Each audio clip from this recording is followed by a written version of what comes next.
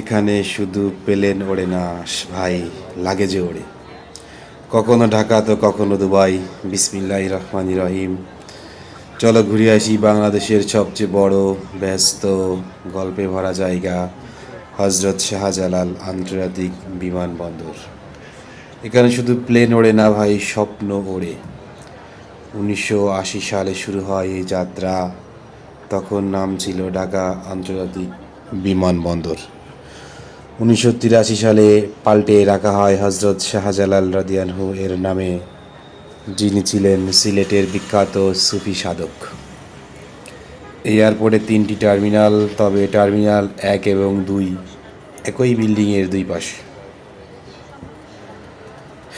ছন্দ পড়ে যায় শাহজালালে সেলফি তোলো, লাগেজ ছাড়া বাড়ি চলো। ধন্যবাদ সবাইকে, ভালো থাকবেন।